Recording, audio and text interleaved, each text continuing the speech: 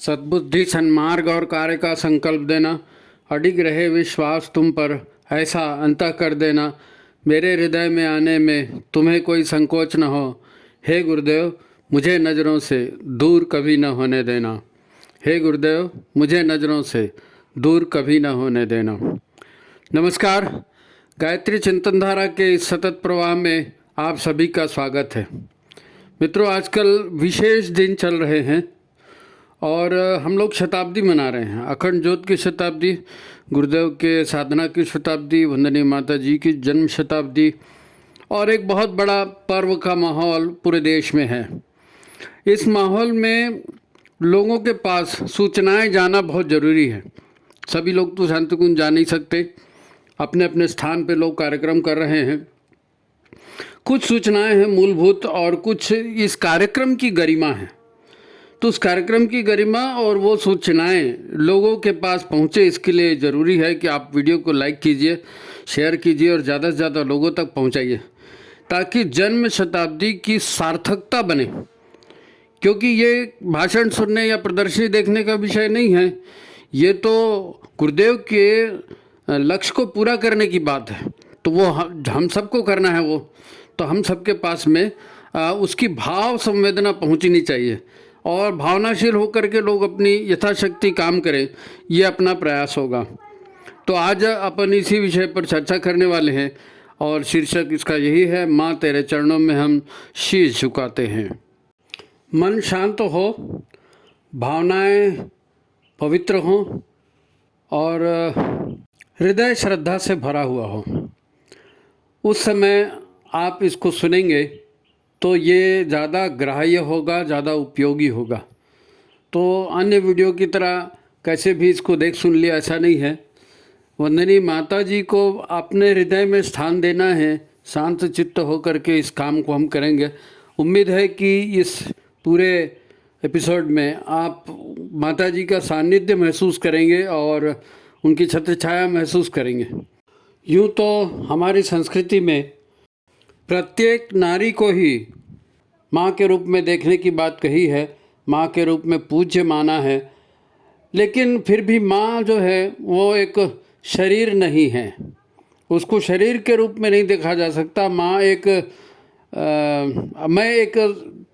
माफ़ करना, लेकिन सिनेमा का गीत गा करके मैं इस भाव को अच्छे से बता सकूंगा ऐसा मुझको लगता है, तो अन्यथा ना लें। एक सिनेमा का गीत है, बहुत पहले आता था, हम लोग छोटे थे उस समय बजता था, और मैं चाहता हूँ कि इसी से इसकी शुरुआत, क्योंकि इससे अच्छा मेरे को दूसरा कुछ शुरुआत करने के लिए लग नहीं रहा था। उसकी शुरुआत ऐसी है, ऐ माँ तेरी सूरत से अलग भगवान की सूरत क्या होगी, क्या होगी, उसको नहीं देखा हमने कभी, पर उसकी ज़रूरत क्या होगी। ऐ माँ तेरी सूरत से अलग भगवान की सूरत क्या होगी, क्या होगी। इंसान तो क्या देवता भी आंचल में पले तेरे, है स्वर्ग इसी दुनिया में कदमों के तले तेरे। ममता ही लुटाए जिसके नयन हो, ममता ही लुटाए जिसके नयन, ऐसी कोई मूरत क्या होगी। ऐ माँ तेरी सूरत से अलग भगवान की सूरत क्या होगी, क्या होगी, उसको नहीं देखा हमने कभी। मित्रों, ये बहुत बड़ा सच है कि माँ आँखों से नहीं दिखती। ये वैसा ही सच है जैसे गुरु आँखों से नहीं दिखते, ईश्वर आँखों से नहीं दिखते, क्योंकि आँखें शरीर को देखती हैं, आँखें शरीर को देखती हैं और जो बुद्धि है, जो दिमाग है, वो अपने संचित ज्ञान के हिसाब से तर्क वितर्क करता है और उस जो दिखे हुआ शरीर है उसके ऊपर प्रश्न करता है। क्या अच्छा ये है, ये महिला है, ये उसके जैसी दिखती है या अमुक जैसी दिखती है, इसका रंग ऐसा है, मोटी है, पतली है, फलाना ठिकाना है, या दिमाग होगा तो उस हिसाब से वो क्वेश्चन आंसर करेगा। यही हाल गुरु पर है, यही हाल भगवान पर भी है। लोग जाते हैं मंदिर में भी जाते हैं भगवान है करके, लेकिन जेब में हाथ डालते हैं, फिर जेब में आ जाता है 10 का सिक्का, तो अरे 10 का सिक्का नहीं, 1 का सिक्का चढ़ाना है, तो वो 10 का सिक्का वापस जेब में डाल के 1 का 2 का सिक्का निकालते हैं। ये होता है और इसमें कोई बुरा भी नहीं, क्योंकि आपने उस मंदिर में, मूर्ति में अभी ईश्वर का रूप नहीं देखा, अनुभव नहीं किया। किसी व्यक्ति में गुरु का रूप अनुभव नहीं किया, किसी महिला में माँ का रूप अनुभव नहीं किया। ये डायमेंशन अलग है। भौतिक शरीर है, भौतिक शरीर, एक महिला का शरीर जैसे होता है वैसे एक महिला का शरीर है। जैसे गुरु है तो एक पुरुष का शरीर या और जो दूसरा शरीर होता है, तो शरीर ही जैसे रहेगा ना। और दिमाग का ही जो संचित डाटा है उसी के हिसाब से कैलकुलेशन करेगा। इसको समझना पड़ेगा। और ये शुरुआत में मैं इसलिए कह रहा हूँ कि एक नज़र चाहिए ईश्वर को देखने के लिए, गुरु को देखने के लिए, माँ को देखने के लिए, है ना, एक नज़र चाहिए। और ये नज़र आनी बहुत ज़रूरी है, दृष्टिकोण, क्योंकि जैसी दृष्टि होगी वैसी सृष्टि होगी, बोलते हैं ना। तो देखने का आपका जो भाव है, देखने का जो आपका तरीका है, वो क्या है। जब गंभीर विषय आता है और स्थूल जगत की बात नहीं होती, सूक्ष्म शक्तियों की, देव शक्तियों की, मातृत्व की, कर्तव्यपरायणता की और इस तरह की जो बातें होती हैं जिसमें पवित्र भाव है, उच्च भाव है, तो ये जो है ना, बिना श्रद्धा और विश्वास के इसका अनुभव नहीं हो सकता। श्रद्धा और विश्वास के बिना शब्द हैं, शरीर है, लेकिन जो भावाभिव्यक्ति है, जो हृदय को छूने वाली बात है, हृदय को प्रेरित करने वाली बात है, वो बिना श्रद्धा और बिना विश्वास के संभव नहीं है। संत तुलसीदास जी ने भगवान श्री हनुमान जी की प्रेरणा से और उनके सहयोग से और उनके मार्गदर्शन में कहना चाहिए, रामचरितमानस लिखा। किन परिस्थितियों में लिखा? वो परिस्थितियाँ ऐसी थी, उसकी कल्पना कीजिए आप। देश भर में मंदिर तोड़े जा रहे थे। राम जन्मभूमि का आपको मालूम है ना? ये सब मंदिर तोड़े जा रहे थे लगातार, और विधर्मियों ने भारत पर आक्रमण किया था और बलात् लोगों का धर्म परिवर्तन हो रहा था, और अब इतना बर्बर अत्याचार हो रहे थे सभी पे। 1.25 मन जनेऊ जब तक नहीं जला दूंगा तब तक मैं खाना नहीं खाऊंगा, ऐसे टाइप के लोग शासक बने थे हिंदुस्तान के। उस समय लोगों के भीतर ईश्वर का भाव जगाना। अब लोग कहेंगे भाई हम तो मर रहे हैं और ये आके विदेशी जो हैं, आक्रांता जो हैं, ये हमारे भाई को उठा के ले गए, हमारी बहन को उठा के ले गए, हमारी पत्नी को उठा के ले गए, हमारा घर जला दिए, हमारा घर लूट लिया, ये सारे कांड हो रहे हैं। अब उस समय अगर कोई कहे, उस समय तो मदद चाहिए ना, मुसीबत में आदमी होता है उसको मदद चाहिए। अब वो भौतिक लेवल पर, भौतिक स्तर पर जी रहा है और उसको मदद चाहिए, तो भौतिक स्तर पर मदद ही जाएगा, उसका ध्यान ईश्वर पर कहाँ जाएगा? ईश्वर पर तो तब जाता है जब सारे साधन समाप्त हो जाते हैं, कुछ भी उसके हाथ में करने के लिए शेष नहीं रहता, पूरा शून्य हो जाता है, तब वो हे भगवान अब क्या होगा ये इस टाइप की बोलता है। तो ऐसे विपरीत काल में ईश्वर का ध्यान करना, है ना, प्रभु राम का ध्यान करना, उनके अवतारी चेतना का ध्यान करना, उनके पराक्रम का ध्यान करना, और उस आधार पर विश्वास बनाना कि धर्म की जय होती है, सत्य की जय होती है, और ईश्वर जो है सत्कर्म करने वालों की रक्षा करते हैं। इस तरह के जो भाव हैं ये जगाना था। अब कौन जगाता? सारे जो राजे महाराजे थे तो वो संधि करने में विश्वास रखते थे मुगलों के साथ। तो उस समय में जब रामचरितमानस कथा लिखने की बात आई और हनुमान जी की प्रेरणा से, है ना, और तुलसीदास जी ने उसको लिखने की सोची, तो सबसे पहले वो क्या लिखते हैं? भवानी शंकरौ वंदे श्रद्धा विश्वास रूपिणौ। भवानी माँ भवानी, शंकर जी महादेव, है ना, भवानी शंकरौ वंदे, उनका मैं वंदन करता हूँ श्रद्धा विश्वास के रूप में। श्रद्धा के रूप में माता का, भवानी का, विश्वास के रूप में शंकर जी का, है ना।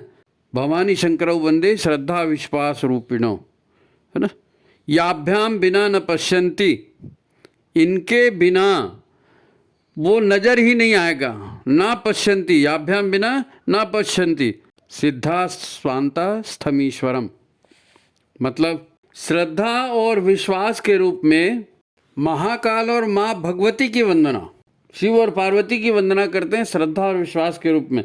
आप उस व्यक्ति को जो इस रामचरितमानस को सुन रहा है, जो इस कथा को सुन रहा है, आप उसके हृदय में श्रद्धा और विश्वास बनकर बैठो, क्योंकि बिना श्रद्धा और विश्वास के ईश्वर की बात समझ में ही नहीं आएगी। याभ्याम बिना न पश्यन्ति, सिद्धा स्वांता स्थमीश्वरम, है नी। इस श्रद्धा और विश्वास के बिना बड़े बड़े सिद्ध और बड़े बड़े तपस्वी भी अपने हृदय में स्थित भगवान के दर्शन, भगवान का अनुभव नहीं कर सकते। श्रद्धा और विश्वास के ना भगवान का अनुभव नहीं कर सकते। अब भगवान बोलो, चाहे माता बोलो, चाहे गुरु बोलो, बात पे एक ही है ना। हम तो यही तो बोलते हैं ना, तुम्हें माता च पिता, तुम्हें बंधुश्च सखा, तुम्हें, तो सब वही है। तो उसका वास्तविक अनुभव अगर करना है तो हृदय में फिर श्रद्धा और विश्वास को बिठाना पड़ेगा। बिना श्रद्धा और विश्वास के ये बात बनेगी नहीं।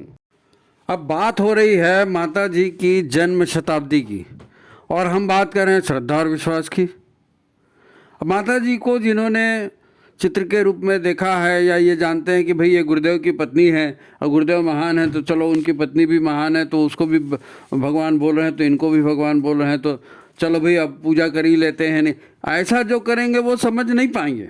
बुद्धि से तर्क पैदा होते हैं, और तर्क से आप किसी चीज़ को समझ नहीं सकते। तर्क जीत हार का मुद्दा हो जाता है, और हमेशा भ्रम में डालते हैं, होगा कि नहीं होगा। और जब श्रद्धा बैठ जाती है, जब विश्वास बैठ जाता है, तो वो एक सूत्री कार्यक्रम है। फिर उसमें डामाडोल वाली बात ही नहीं है, फिर उसमें डामाडोल वाली बात नहीं है। और ये अंतर्मन से होगा तभी बनेगा, दिमाग और तर्क से नहीं बनेगा। लेकिन अब सवाल ये है कि गुरुदेव माता जी के प्रति हमारे हृदय में श्रद्धा उत्पन्न कैसे हो। भाई श्रद्धा विश्वास के बिना नहीं हो सकता, लेकिन श्रद्धा उत्पन्न कैसे होगी, इसको समझने के लिए जो है ना, रामचरितमानस को समझना पड़ेगा। रामचरितमानस के माध्यम से प्रभु राम, है ना, उनकी लीला यानी उन्होंने अपने जीवन में क्या क्या किया, किस प्रकार किया। अब आप ये देखिए कि एक तरफ धर्म का नाश हो रहा है, मुगल आतताई धर्म को नष्ट कर रहे हैं, संस्कृति को नष्ट कर रहे हैं, है ना, नारी का अपमान कर रहे हैं, और दूसरी तरफ प्रभु राम हैं जो माता पिता की आज्ञा लेकर वन को जा रहे हैं, साधु संतों से, ऋषियों से मिल रहे हैं, केवट के साथ प्रभु राम के संवाद देखिए कितने ज़बरदस्त है। शबरी से मिल रहे हैं, शबरी के साथ संवाद देखिए। दीन दुखियों को जो पीड़ित थे, सुग्रीव की कथा आप पढ़ करके देख लीजिए, विभीषण की कथा पढ़ करके देख लीजिए, हनुमान जी की कथा, नल नील की कथा, जटायु की कथा। यानी ऐसा छोटे से छोटा कोई व्यक्ति दुखित, पीड़ित, त्रसित जो भी दिखा, उसका प्रभु राम ने उद्धार किया, उसका सहायता की, अहिल्या से लेकर के, केवट से लेकर के सभी का। तो अपने जीवन में उन्होंने क्या क्या किया, ये जब रामचरितमानस के माध्यम से लोगों के हृदय में बार बार जगाया गया, तो ये श्रद्धा उत्पन्न हुई, है ना। तो ये क्या है, ये भी उपासना ही है, समझने की चीज़ है। उपासना करना, है ना, उनका जो कथा है उस कथा का स्मरण करना, कथा की विवेचना करना, और उसको समझने का प्रयास करना, तब उस पर विश्वास बैठता है। जब हो चुका है, देख चुके हैं, तो विश्वास बैठता है। अब जब हम वंदनी माता जी की जन्म शताब्दी की बात कर रहे हैं और माँ भगवती के रूप में उनको हम देख रहे हैं, तो उन्होंने क्या क्या किया, ये जब तक हम देखेंगे नहीं, इसको जब तक हम समझने का प्रयास करेंगे नहीं, वो श्रद्धा कैसे पैदा होगी। उन्होंने, आप शांति कुंज जाएंगे, 9 दिवसीय सत्र करेंगे, सबसे पहले यही कहा जाता है कि आप यहाँ आए नहीं हैं, आपको गुरुदेव माता जी ने बुलाया है, यही कहा जाता है। तो ईश्वरीय चेतना किस प्रकार लोगों के हृदय में श्रद्धा पैदा करती है और उनको आगे बढ़ाती है। ये श्रद्धा बढ़ाई केवट के लिए, ये श्रद्धा बढ़ाई सुग्रीव के लिए, नहीं बढ़ाई, उनकी सहायता की, उनको आगे बढ़ाया। तो गुरुदेव ने भी ऐसा ही किया है, उसको हमको देखना सुनना पड़ेगा, समझना पड़ेगा। जब वो ये कहते हैं कि आप आए नहीं हो, हमने आपको शांति कुंज बुलाया, तो ये इस बात का प्रतीक है कि वो दिव्य चेतना सबको जान रही है, सबको देख रही है, वो सबके तेज को समझ रही है, कौन कितना ऊर्जावान है और कौन युग परिवर्तन का महाकाल का काम कर सकता है, ये वो सब जान रहे हैं। और छटे हुए लोग ही आते हैं, छटे हुए लोग ही आते हैं जिसके अंदर में थोड़ा भी धर्म के प्रति श्रद्धा है, विश्वास है, और जो धार्मिक कहीं न कहीं भावना हृदय में रखता है, वही इन कामों के लिए आगे आता है और उसी का परिमार्जन होता है। गुरुदेव माता जी के संबंध में तो ये प्रत्यक्ष देखा गया है कि जैसे रामकृष्ण परमहंस और विवेकानंद का जो संबंध बना था, तो विवेकानंद कोई भक्ति मार्ग मांगने के लिए तो गए नहीं थे, कोई श्रद्धा मांगने गए नहीं थे, कोई भगवान का काम करना इसलिए तो गए नहीं थे। वो तो अपने काम से गए थे कि मेरे को नौकरी दिला दो, उसी के लिए गए थे। लेकिन रामकृष्ण परमहंस ने उस दिव्य चेतना को समझा और उस दिव्य चेतना को खींच करके ईश्वर के खारे में लगाया। तो ऐसे ही कई बार विरोधियों को भी बुलाया जाता है, विरोधी भी पहुंच जाते हैं, शांति कुंज भी पहुंच जाते हैं, प्रदर्शनी में आ जाते हैं, यज्ञ में आ जाते हैं, बहुत सारे काम में आ जाते हैं। और वहाँ आने के बाद उनको अनुभूत होता है कि अरे ये तो इतना अच्छा काम है और इसको हमने अभी तक किया ही नहीं था। कितनों का हृदय बदल जाता है। अब उसके लिए बहुत से तरीके दिए हैं, गायत्री दिया है, यज्ञ दिया है, संस्कार दिया है, वो मुद्दा अलग है। लेकिन गुरुदेव माता जी ने जो किया है उसको अगर आप देखेंगे नहीं तो श्रद्धा भाव जगेगा नहीं। किस प्रकार सारा जमींदार जैसे एक रईस कहना चाहिए, है ना, संपत्ति वाले लोगों के यहाँ उनका जन्म हुआ और किस प्रकार से सारा त्याग करके उन्होंने जनमानस के लिए, है ना, युग परिवर्तन में क्या करना था, पीड़ित, दुखित, शोषित, इन सब के दुखों का निवारण करना था, उनको सन्मार्ग दिखाना था। तो उसके लिए उन्होंने ग्रह भी त्याग किया, धन संपत्ति का भी त्याग किया, अपना जीवन भी लगाया, अपनी साधना भी की और लोगों की सेवा सहायता भी की। लोगों के बच्चों को शांति कुंज में ला करके रखा, मथुरा में बच्चों को ला करके रखा और उनको संस्कार और शिक्षा दिए, सारी इतना सारा साहित्य लिखा, इतने मंडलों की रचना हुई। आप देखिए, पढ़िए ना, तो उसमें आपको बहुत सारे ऐसे लोग मिलेंगे, बहुत सारे लोग ऐसे मिलेंगे। आपका उसी के बीच आपकी श्रद्धा जगेगी, उसी के बीच आपकी विश्वास जगेगी। देखने की कोशिश करेंगे तो दिखेगा, नहीं देखने की कोशिश करेंगे तो कैसे दिखेगा। आप समझने का प्रयास कीजिए। हमारे यहाँ शिव और भवानी इनको एक ही अस्तित्व माना गया, अर्धनारीश्वर, शिव अर्धनारीश्वर कहा गया। ऐसे ही युग निर्माण मिशन में भी हम देखते हैं, आपने संगठन, भाई गुरुदेव ने संगठन बनाया तो गुरुदेव का नाम आया, ठीक है, लेकिन संगठन में माता जी की भूमिका की आप उपेक्षा नहीं कर सकते। गुरुदेव का काम तप का काम था, शिव का काम था, और माता जी का काम माता जी का काम था। गृहस्थी निर्माण, परिवार निर्माण, प्रेम बांटना, लोगों को जोड़ना, ये तो माँ ही करती है ना, ये माँ ही करती है और ये उन्हीं का किया दिया है। अब कौन किस प्रकार युग निर्माण मिशन से जुड़ा या गुरुदेव माता जी से जुड़ा, इसकी चर्चा तो बहुत होती रहती है, बहुत लोग बताते भी हैं, लेकिन जो नए लोग हैं वो भी इस चीज़ को समझ सकते हैं, क्योंकि युग निर्माण मिशन एक दिन का काम नहीं है, वर्षों पहले का काम है। और जब ये कहा गया कि सावधान युग बदल रहा है, तो वो 65-70 साल पहले की बात है, तब से ये घोषणा की गई थी युग बदल रहा है, और आज हम उसको बदलते हुए देख रहे हैं। और आज की परिस्थिति में क्या होना चाहिए था, कैसे होना चाहिए था। माता जी ने बीड़ा उठाया नारी जागरण का, पहले महिला जागरण कहते थे, लेकिन नारी जागरण का बीड़ा माता जी ने उठाया। छोटी छोटी बच्चियों को रख करके और उनको संस्कार दिए और उनको शिक्षा दी और उनको बताया। और सिर्फ यही नहीं है, संगठन का हर दायित्व, मिशन का हर दायित्व। गुरुदेव तो हिमालय प्रवास में रहते थे, देश भर के प्रवास में रहते थे, संगठन तो माता जी ने किया ना। गुरुदेव माता जी के जिम्मे बहुत से काम उन्होंने ले लिए थे। अब भाई समाज का क्या होगा, हमारे बच्चों का क्या होगा। आप एक छोटा सा उदाहरण देखिए, आज हम लोग रह रहे हैं, है ना, आज शताब्दी मना रहे हैं, तो आज शताब्दी मनाने के समय हमारे सामने में कितनी समस्याएं आती है। सबसे बड़ी समस्या शारीरिक स्वास्थ्य को लेकर आती है।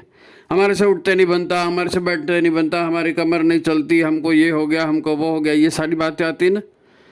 और मेन क्या है, बीपी बढ़ रहा है, शुगर बढ़ रही है, ये मेन होता है ना।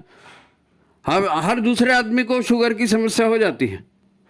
और गुरुदेव माता जी ने उस समय देखा, उस समय देखा 70 साल पहले, और उसके बाद उन्होंने औषधि दी हमको। प्रज्ञा पे नाम सुना है? प्रज्ञा पे, प्रज्ञा पे हमको दिया। आज देखो वायरल हो रहा है, आज लोगों को हार्ट की तकलीफ हो रही है, बीपी की तकलीफ हो रही है, जरा से में सर्दी, जरा से में खांसी, ये सब होता है ना। गुरुदेव को ये सब मालूम था 70 साल पहले, और उन्होंने प्रज्ञा पे अनाउंस किया, और प्रज्ञा पे हमारे सामने मिले। क्या आपको मालूम है? प्रज्ञा पे का जो बेसिक जो चीज़ है उसमें अर्जुन की छाल है, और अर्जुन की छाल रक्तचाप के लिए, हृदय रोग के लिए रामबाण औषधि है। रक्तचाप, हृदय रोग, यही तो समस्या सबसे ज़्यादा है ना। और ये है अर्जुन की छाल में होता है, अर्जुन छाल बेस है उसका। 70 साल पहले हमारे बच्चों को ये तकलीफ होने वाली है, इसलिए उन्होंने वो बनाया, और उसमें जायफल डाला, उसमें तुलसी डाली, और उसमें ये 6-7 प्रकार की चीज़ें उन्होंने डाली उसमें, और डाल करके ये पेय बनाया कि बेटा गुड़ से इसको बनाओ, दूध और शक्कर का उपयोग मत करो, गुड़ से इसको बनाओ, और ये तुम्हारे स्वास्थ्य के लिए भी अच्छा रहेगा। कहा ना अमृतासन, हमने तो नाम भी नहीं सुना था। जब हम मिशन में आए तो हमको ये मालूम ही नहीं था कि अमृतासन क्या होता है। लेकिन आज जो भोजन की समस्या सबको लेगो ना, स्वाद के पीछे सब लोग जाते हैं, है ना, और वो रिफाइंड तेल खा रहे हैं, और वो खा रहे हैं, बार बार उस स्वास्थ्य के संबंध में अनेक चर्चाएं हुई। तो गुरुदेव ने उसमें फार्मूला क्या दिया? फार्मूला क्या दिया? अमृतासन का दिया कि भाई जितनी सब्जियां मिल रही हैं, जितने अनाज मिल रहे हैं, सबको लाओ और एक साथ उसको पकाओ, उसकी खिचड़ी बनाओ, बहुत स्वादिष्ट बनेगी, और आपके लिए सुपाच्य भी होगी, आपका शरीर ठीक रहेगा, और आपका शरीर, आपको पेट ठीक रहेगा, आपका मस्तिष्क ठीक रहेगा।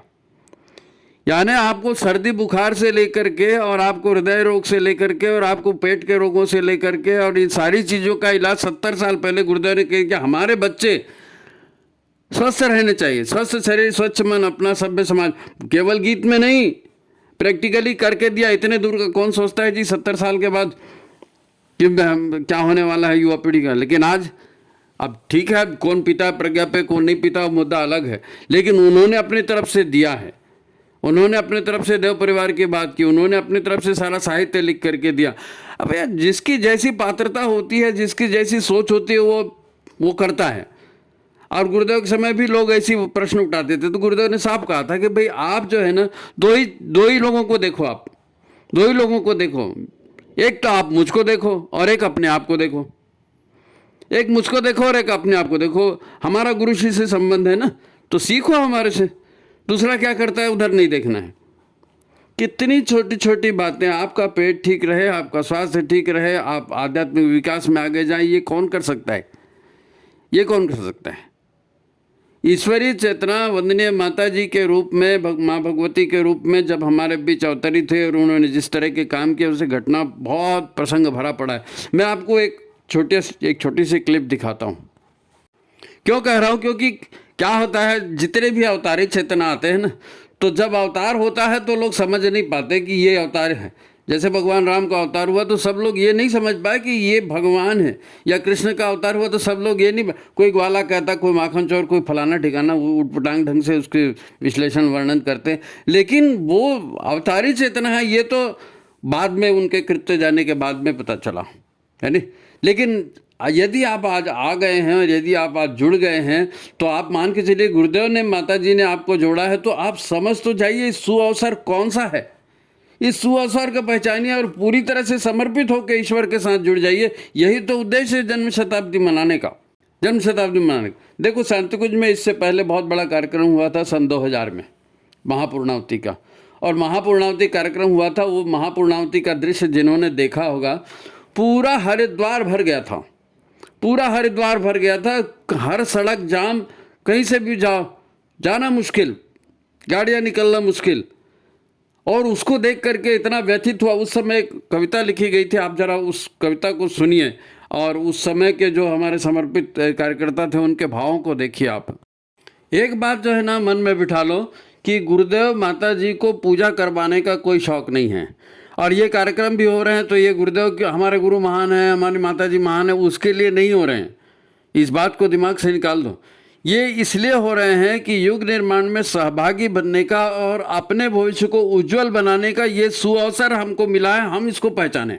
फिर से कहूँ, उज्जवल भविष्य बनाने के लिए, अपना भविष्य बनाने के लिए ये स्वर्णिम अवसर हमको मिला है, इसको हम पहचान सकें, इसलिए ये कार्यक्रम है, इसलिए कार्यक्रम है। ठीक है, देखो उस समय की भाव मैं आपसे बता रहा था, तो एक कविता है, जरा ध्यान से सुनेंगे इसको। मतलब आप ये सीन समझिए कि हरिद्वार में कोई व्यक्ति है, अपना परिजन है, और वो देख रहा है भीड़ को और भौचक हो गया है कि भाई ये इतने लोग आए हैं और ये क्या कर रहे हैं और ये क्या हो रहा है, 7 सूत्रीय आंदोलन की प्रदर्शनी और ये वो जितना भी लगा था, वो देख करके उस साधक के मन में क्या रहा होगा। ओ महाकाल ओ माँ भगवती, हो रही केसरिया धरती। ओ महाकाल ओ माँ भगवती, हो रही केसरिया धरती। वीर पुत्र लाखों आए हैं करने आपकी इच्छा पूर्ति। वीर पुत्र लाखों आए हैं करने आपकी इच्छा पूर्ति। ओ महाकाल ओ माँ भगवती। भाई समाधान करने तो गए हैं, वहाँ पर संकल्प लेने तो गए थे उस समय महापूर्णावती में, है नी। आज सारे मार्ग मुड़ इसी ओर ही आ रहे हैं। आज सारे मार्ग मुड़ इसी ओर ही आ रहे हैं। है अचंभित हर कोई, सब एक ही स्वर गा रहे हैं। है अचंभित हर कोई, सब एक ही स्वर गा रहे हैं। परंपराएं अब तो बदलें आचरण व्यवहार की। परंपराएं अब तो बदले आचरण व्यवहार की। है सभी की कामना, इच्छा यही है बलवती। ओ महाकाल ओ माँ भगवती। ओ महाकाल ओ माँ भगवती। सब यही इच्छा लेकर के आए हैं कि भाई परंपराएं बदले, रीति रिवाज बदले, लोगों का रहन सहन बदले, हम भी बदलेंगे, युग बदलेगा, ये पूरी भाव है नी। आए हैं सारे विश्व से, ये आप ही के हैं पुजारी। आए हैं सारे विश्व से, ये आप ही के हैं पुजारी। कष्ट सहकर धैर्य रखकर लाए हैं श्रद्धा अपनी सारी। कष्ट सहकर धैर्य रखकर लाए हैं श्रद्धा अपनी सारी। हो रहा नव सृजन तो हम भी चलेंगे भगवती। हो रहा नव सृजन तो हम भी चलेंगे भगवती। विश्व के हर क्षेत्र की ये विभूतियां हैं पुकारती। विश्व के हर क्षेत्र की ये विभूतियां हैं पुकारती। ओ महाकाल ओ माँ भगवती, हो रही केसरिया धरती। वीर पुत्र लाखों आए हैं करने आपकी इच्छा पूर्ति। है ऐतिहासिक दृश्य, है ऐतिहासिक दृश्य, नव इतिहास लिखा जा रहा है। सभी अपने हृदय पर बात लिखते जा रहे हैं। पुरुष मेद इस यज्ञ में संकल्प की है आहुति। पुरुष मेद इस यज्ञ में संकल्प की है आहुति। निज आहुति हम भी तो दे लें, हो तभी पूर्णाहुति।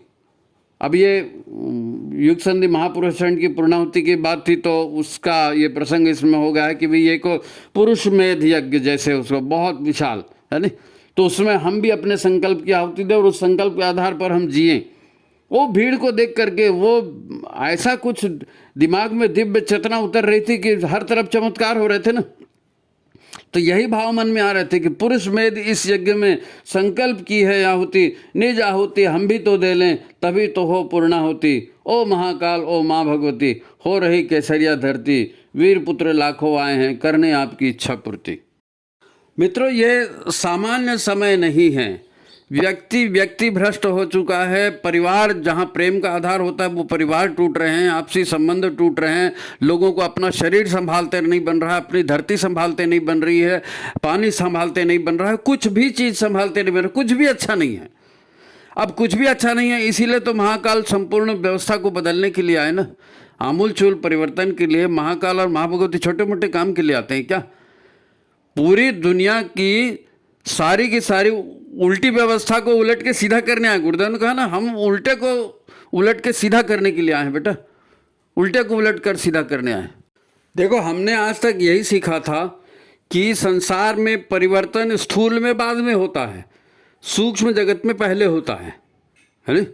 पहले सूक्ष्म में परिवर्तन होता है, सूक्ष्म से सामूहिक मन का परिवर्तन होता है, मन का परिवर्तन होता है तो व्यक्ति कार्य करता है। यही सिस्टम है। तो ऋषियों ने, देव शक्तियों ने सूक्ष्म जगत में पूर्ण माहौल बनाकर रखा है युग परिवर्तन का, लोगों के उज्जवल भविष्य का।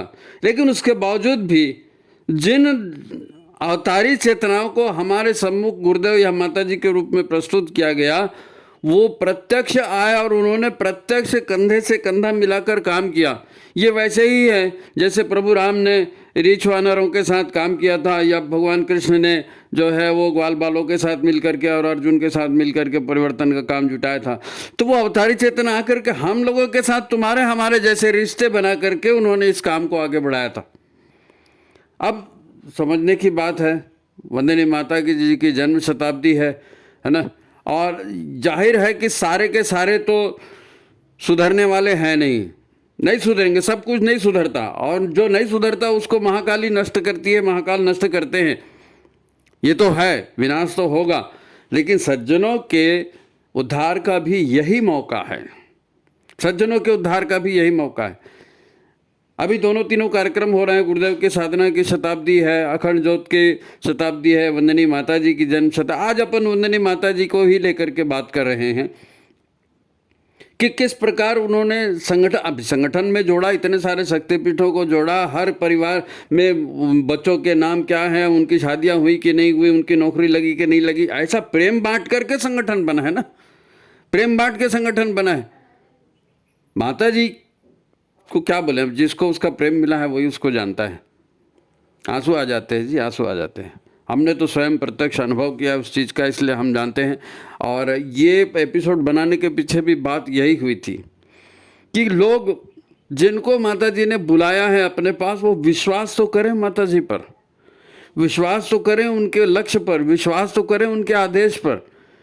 हमको लगता है ये तो फालतू बात है जी, ये तो वो कोई नहीं करता जी, ऐसा तो कोई नहीं करता, उसको पदाधिकारी बना दिया, उसने ऐसा कर दिया, वो तो हमेशा हमको धक्का देता है। तो गुरुदेव ने कहा ना भाई, आप लोगों को मत देखिए, आप दो ही चीज़ को देखिए, अपने आप को देखिए और हमको देखिए। तो माता जी तो अभी माता जी का काम यहाँ पर ये है कि हम अपने परिवार को देव परिवार बनाएं। हम तो अपने बच्चों को ही नहीं संभाल पा रहे हैं, अपने बहू को बेटों को नहीं संभाल पा रहे हैं, उनका स्वास्थ्य ठीक नहीं रख पा रहे हैं। तो हर नारी जागे, हर परिवार जागे, नहीं तो सद्बुद्धि टिकेगी कैसे, अच्छे व्यक्ति टिकेंगे कैसे? अच्छे व्यक्तियों के लिए माहौल होना चाहिए ना, अच्छा परिवार होना चाहिए। नहीं बनते सब तो नहीं बनते, छोड़ो हटा, सबको बदलने की कोशिश मत करो, अपने आप से शुरुआत करो, अपने आप से शुरुआत करो। आपका परिवार, भाई मेरे परिवार में ऐसा ऐसा हो गया, कोई सुधर नहीं रहा, कोई आता, ठीक है तुम तो सुधर जाओ रे भाई, तुम तो सुधर जाओ, और लोगों को प्रेरणा तो दे लो, क्योंकि जो प्रारब्ध है लेकर के आए वो तो साथ साथ भुगतना ही पड़ेगा, है ना। गुरुदेव भाई कष्टों को कम कर सकते हैं, लेकिन प्रारब्ध तो कुछ तो हल्का मुल्का तो भुगतना ही पड़ेगा ना। तो वो सब करते हुए इस काम को करना है, वो सब करते हुए इस काम को करना है, इस बात को याद रखना पड़ेगा। अब श्रद्धा विश्वास नहीं है, श्रद्धा विश्वास की कमी है, उसी के लिए तो कहा गया ना कि तुम चिंता मत करो, गुरुदेव के बताए अनुसार काम करते रहो। तुम चिंता मत करो, चिंता करके अपने दिमाग का दही मत बनाओ कि वो क्या कर रहा है, वो क्या कर रहा है, ऐसे में क्या होगा, वैसे में क्या होगा। तुमको तुम्हारे गुरु मिले हैं, तुमको तुम्हारे मार्गदर्शक मिले हैं, माता जी मिली हुई हैं, तो उनके बताए अनुसार तुम काम करते चलो और विश्वास रखो कि सब ठीक होगा। गुरुदेव ने कहा है ना, मनुष्य अकेला पैदा होता है, अकेला मरता है और अकेला ही अपने कर्मों का फल भोगता है। तो आप दुनिया को बदलने की चिंता में दुबले मत हो जाओ, है नी। अपने आप से शुरू करो, आत्मकल्याण, अपना सुधार संसार की सबसे बड़ी सेवा है। तो जो भी स्थिति आपकी है, जिस भी प्रसंग में आप हैं, जैसे भी आप रह रहे हैं, उसके अनुकूल बजाय इसके कि चिंता करें और उस पर बहस करें, कुछ न कुछ सृजनात्मक करते चलें। माता जी का यही आदेश है, माता जी का यही आदेश। गुरु के मार्ग पर चल रहे हैं, गुरु के आशीर्वाद से चल रहे हैं, तो विश्वास तो होना चाहिए। और उसके लिए अध्ययन, उपासना, ये सब करिए, अपने विश्वास को ताकत बनाइए। वो विश्वास की ताकत से ही आत्म परिवर्तन होगा, विश्वास की ताकत से ही मनुष्य में देवत्व जगेगा। नहीं तो इस पूरे गंदे माहौल में तो सब वैसे ही गंदे हो रहे हैं, सब वैसे ही गंदे हो रहे हैं। तो विश्वास के आधार पर ही आगे जाएगा। सजल श्रद्धा और प्रखर प्रज्ञा, घुमा फिरा के बात वहीं पर आती है ना। श्रद्धा, अगर श्रद्धा नहीं है तो फिर उसके आगे का काम ही बंद है। क्योंकि रोल मॉडल बन के स्वयं गुरुदेव आए, रोल मॉडल बन के स्वयं माता जी आए, और यदि यह बात हमारे दिमाग में नहीं घुस रही है तो फिर तो हमारा कल्याण है, फिर हमारा कल्याण है।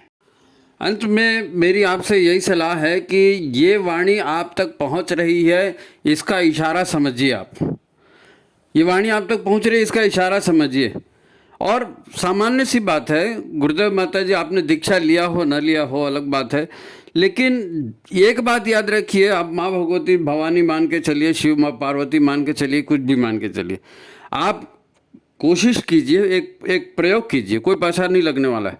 देखो माँ जो है ना, उससे हम हर बात कह सकते हैं, पिता को कहने में डर लगता है, पता नहीं पिताजी मानेंगे नहीं मानेंगे, भड़क जाएंगे, कुछ होगा।